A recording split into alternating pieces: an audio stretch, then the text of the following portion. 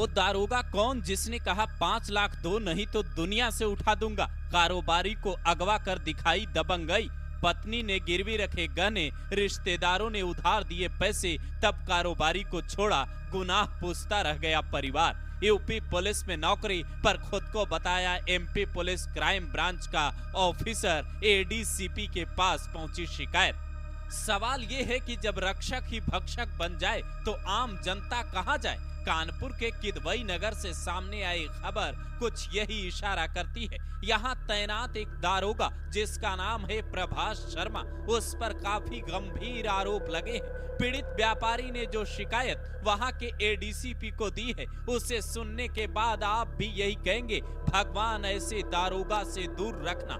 सचेंडी के सिद्धपुर सीढ़ी के रहने वाले व्यापारी राम बहादुर कहते हैं, किदवई नगर के दारोगा प्रभाष शर्मा ने 5 लोगों के साथ मेरी दुकान पर 2 जुलाई को छापा मारा था। पहले 2 लोग मेरी दुकान पर आए और कहा सिगरेट दे दो। मैंने कहा सिगरेट नहीं है, तो आधे घंटे बाद 5 लोग काली गाड़ी से आए और कहा हम मध्य प्रदेश क्राइम ब्रांच से हैं। मुझे गाड़ी में बिठाकर किदवई नगर के एक होटल में ले गए, जहां पूरी रात उन्होंने मेरे साथ मारपीट की और कहा 5 लाख रुपए दो तो तुम्हें छोड़ दूंगा, नहीं तो मध्य प्रदेश ले जाकर ढेर कर दूंगा। इधर कारोबारी के परिवार वाले इस बात से परेशान थे कि आखिर केस कौन सा लगा है, आरोप क्या है। कारोबारी की पत्नी जब भी आरोप पूछती, दारोगा कहता पैसे दो छोड़ दूंगा, फिर इससे खुद पूछ लेना। यहाँ तक कि वो कारोबारी भी इनसे आरोप पूछता रहा, लेकिन इन भ्रष्ट पुलिस वालों ने बस एक ही जिद लगा रखी थी,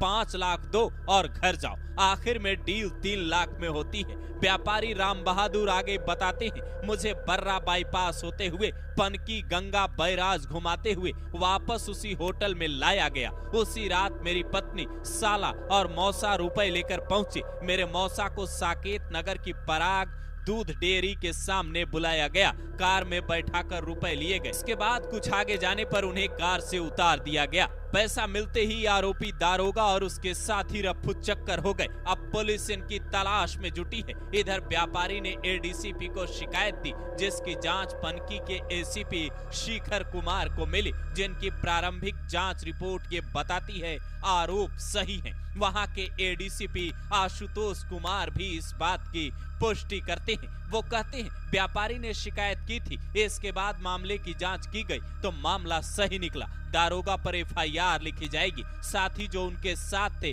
उन पर भी कार्रवाई होगी। जल्द ही दारोगा को सस्पेंड किया जाएगा। पुलिस को होटल के पास एक सीसीटीवी भी मिला, इसमें दारोगा बैग लेकर जाते हुए दिखाई दे रहे हैं। यानी पुलिस के पास शिकायतकर्ता भी है, सीसीटीवी फुटेज भी है और कई बड़े सबूत भी हो सकते हैं, जिसका सीधा सा मतलब है आरोपी दारोगा की न सिर्फ वर्दी उतर सकती है, बल्कि सलाखों के पीछे भी जाना पड़ सकता है और पुराने गुनाहों की फाइल भी खुल सकती है। अगर उसने कुछ ऐसा किया होगा तो उसकी भी पूरी कुंडली खुलेगी। लेकिन सवाल है, जिस पुलिस का काम अपहरणकर्ताओं को सलाखों के पीछे पहुंचाना है, बदमाशों से निपटना है, वो खुद कैसे अपहरणकर्ता बन गई? क्या इस केस में भी सीएम योगी आदित्यनाथ को ये कहना होगा कि ऐसी सजा मिलेगी कि समाज के लिए उदाहरण बनेगा? क्योंकि ये मामला किसी खास व्यक्ति से नहीं बल्कि पूरे समाज से जुड़ा है। जिस कारोबारी ने आरोप लगाए हैं उसका दावा है आरोपी दारोगा